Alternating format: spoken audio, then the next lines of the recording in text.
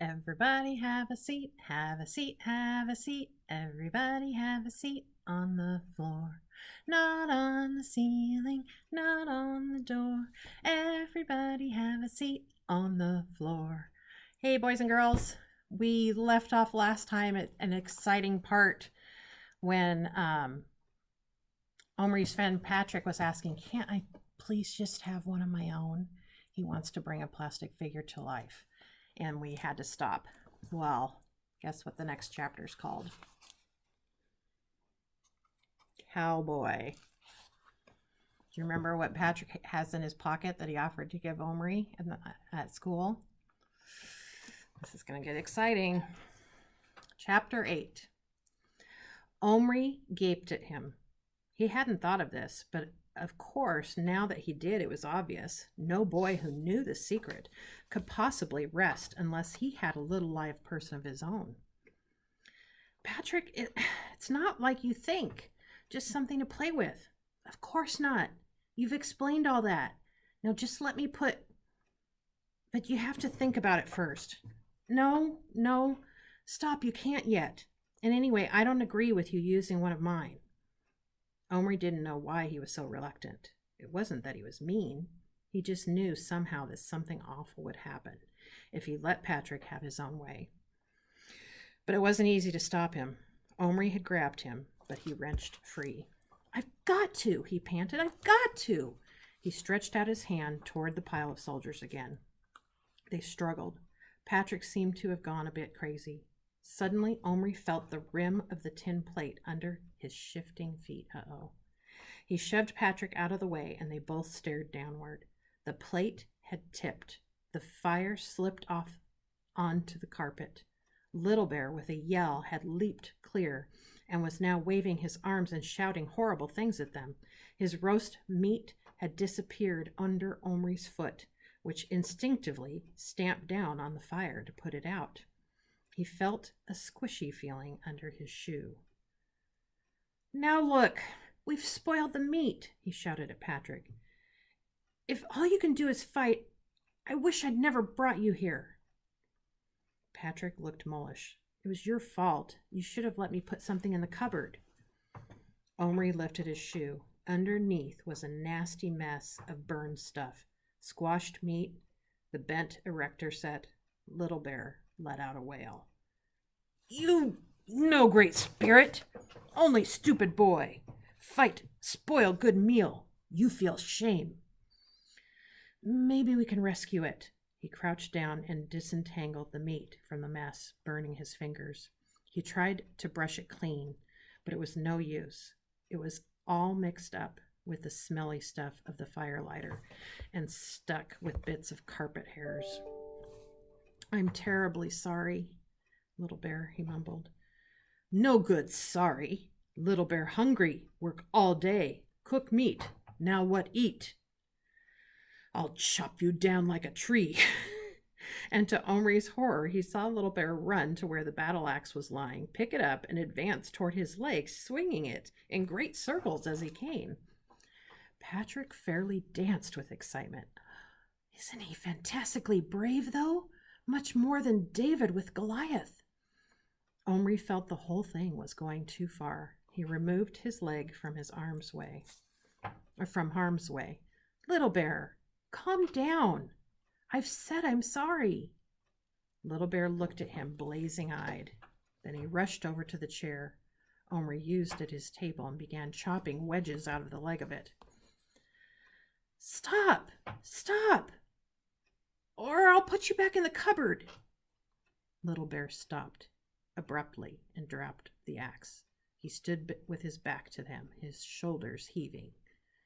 "I'll go get you something to eat right now, something delicious.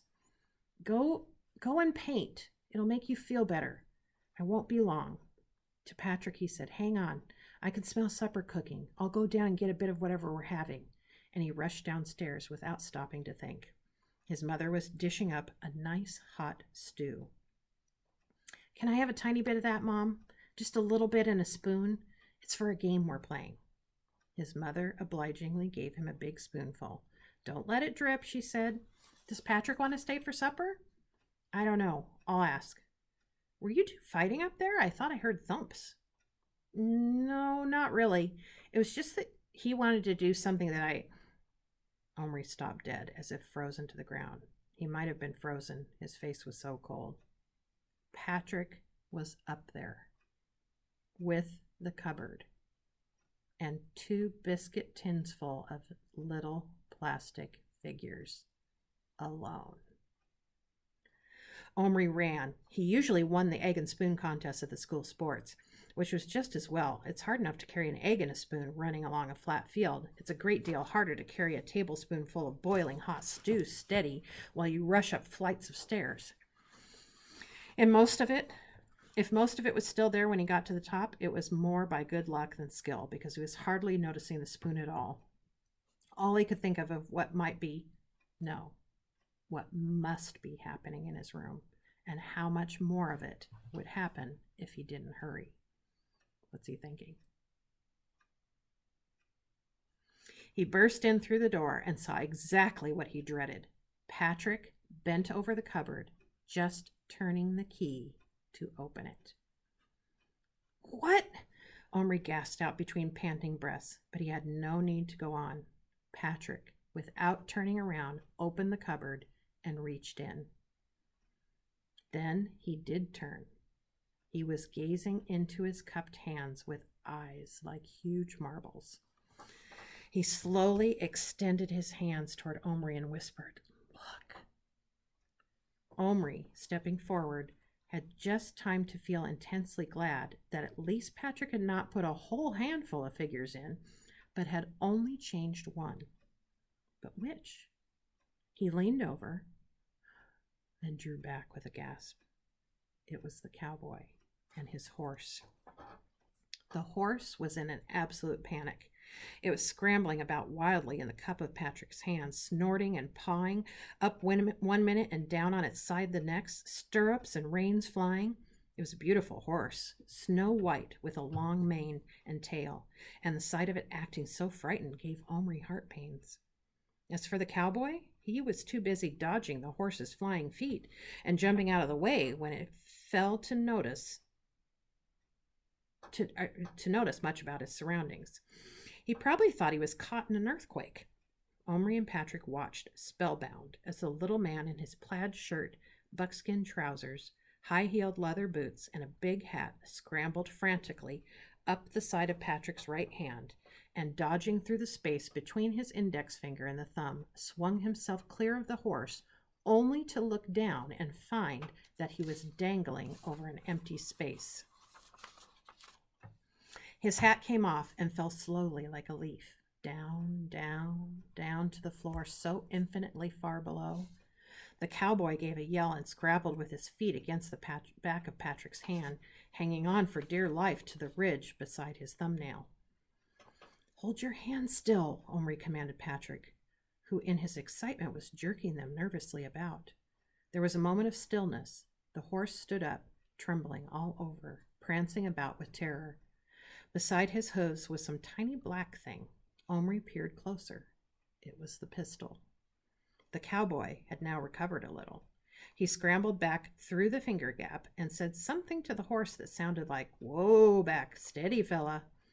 Then he slid down and grabbed the reins, holding them just below the horse's nose. He patted its face. That seemed to calm it. Then, looking around swiftly, but not apparently noticing the enormous faces hanging over him, he reached cautiously down and picked up the pistol from between the horse's hooves. "Whoa there, stand." Omri watched like a person hypnotized. He wanted to cry out to Patrick that this was a real gun, but somehow he couldn't. He could only think that the sound of his voice would throw the horse once more into a panic, and that horse or man would get hurt. Instead, he watched while the cowboy pointed the gun in various directions warily. Then he lowered it. Still holding the reins, he moved until he could press his hand against Patrick's skin. Then he let his eyes move upward toward the curved fingers, just level with the top of his head. "What the doggone heck?" he said. "It sure looks like a great big... what am I talking about? It can't be. Heck, it just ain't possible. But the more he looked, the more certain he must have become that he was indeed in a pair of cupped hands. And finally, after scratching his gingery head for a moment, he ventured to look right up past the fingers, and then, of course, he saw Patrick's face looking at him. There was a petrified moment when he couldn't move, and then he raised his pistol in a flash. "Patrick, shut your eyes!" Bang! It was only a little bang, but it was a real bang, and a puff of real gun-smelling smoke appeared. Patrick shouted with pain and surprise and would have dropped the pair if Omri hadn't thrust his hand underneath to catch them. Patrick's own hand had clapped itself to his cheek. So I know there's a lot of detail in there. It's kind of hard to see. So the horse has fallen down into Omri's hand, and I think the cowboy is still there. He just shot Patrick in the face with his pistol.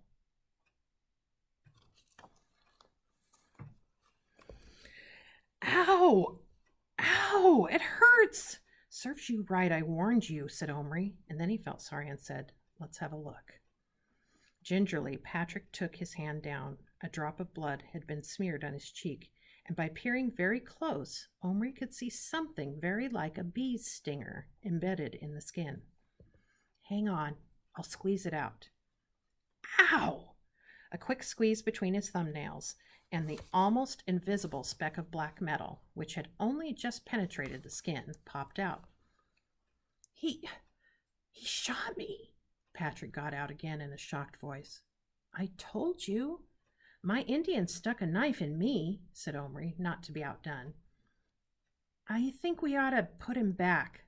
Your cowboy, I mean, of course, not my Indian." "Put him back where?" Omri explained how the cupboard could change him back to plastic again. But Patrick wasn't having any of that. "Oh, no. I want him. He's terrific. Look at him now."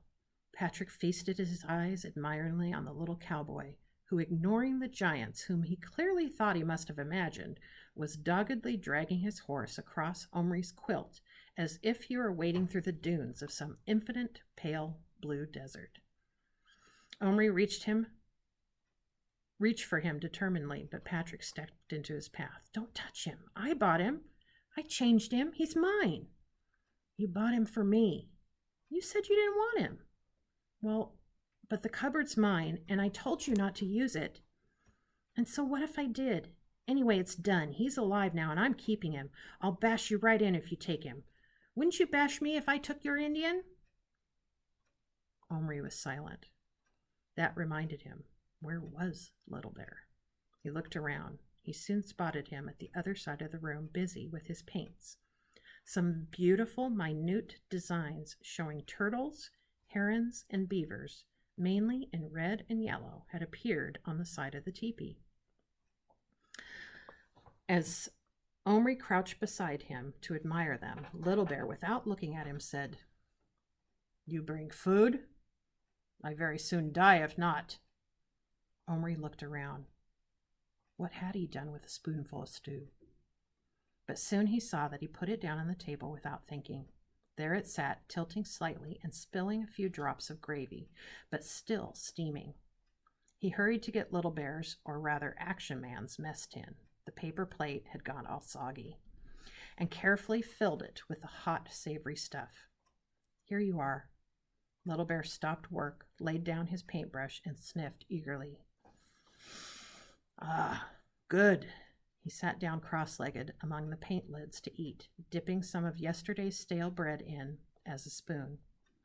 "Your wife cook?" "Oh, ha! No, Little Bear forgot. Omri not got wife." He ate ravenously for a few moments and then said, "Not want?" "I'm having mine downstairs in a minute," Omri said. "Mean Omri not want wife," said Little Bear, who was now in a much better mood. "I'm not old enough." Little Bear looked at him for a moment. "No, I see. Boy. But big boy." He went on eating. "Little Bear want," he said finally, not looking up. "Another wife?" "Chief need wife. Want one beautiful. Good cook. He put his face into the mess tin and licked it clean. Then he looked up. With Iroquois, mother find wife for son, but Little Bear mother not here. Omri be mother and find. Omri couldn't quite see himself as Little Bear's mother, but he said, I might try. I think there were some lady Indians at Yaps, but what if I get one and make her real and then you don't like her? I like. You get. Tomorrow. Little Bear grinned at him happily, his face smeared with gravy. Patrick had come up behind him. Let's put them together and see what they do. Omri jumped up quickly. No. Why not? You idiot, because yours has a gun and mine has a bow and arrow and one of them's sure to kill the other. Patrick considered this. Well, we could take their weapons away from them. Come on, I'm going to. And he reached toward the bed. Just at that moment, there was a sound of steps on the stairs. They froze. Then Omri swiftly moved the dressing-up crate enough to hide Little Bear, and Patrick sat down on the end of the bed, masking the poor cowboy, who was still toiling along over the humps in the quilt. Whew, just in time. Omri's mother opened the door and the next second said, Patrick, that was your mom on the phone. She wants you to come home right away. And Omri, it's supper. Omri opened his mouth to protest, but Patrick at once said, Oh, okay. And with one quick movement, he had scooped up the cowboy and horse in his left hand and thrust them into his pocket. Omri winced. He could easily imagine the horse's legs being injured by such rough treatment, not to mention the matter of fright. But Patrick was already halfway out the door. Omri jumped up and grabbed his arm. Patrick, you must be careful. Treat them carefully. They're people. I mean, they're alive. What will you do with them? How will you hide them from your family? I won't. I'll show them to my brother anyway. He'll go out of his mind. Omri began to think he might go out of his mind. He shook Patrick's arm. What, you think? How are you going to explain? What will happen? If you say you got him from me, then I'll worse than bash you in. You'll ruin everything. They'll take the cupboard away. That got through to Patrick at last. He put his hand slowly back into his pocket. Listen then, you can look after them. But remember, they're mine. If you put them back in the cupboard, I'll tell everyone. I'm warning you, I will. Bring them to school tomorrow. To school? Cried Omri aghast. I'm not bringing Little Bear to school. You can do what you like about Little Bear. He's yours. The cowboy's mine, and I want him at school tomorrow. Otherwise, I'll tell. Omri let go of his arm for a moment. They looked at each other as if they had been strangers. But they weren't strangers. They were friends. That counts a lot in this life. Omri gave in. All right, I'll bring them. Now give them to me, gently. And Patrick brought man and horse out of his pocket and tipped them carefully into Omri's waiting hand. All right, it's getting more exciting. We got another live figure, and a couple now. We've got 2 horses, an Indian, and a cowboy. And Little Bear wants a wife. This is starting to get crazy. So I'll see you guys next time. Miss you.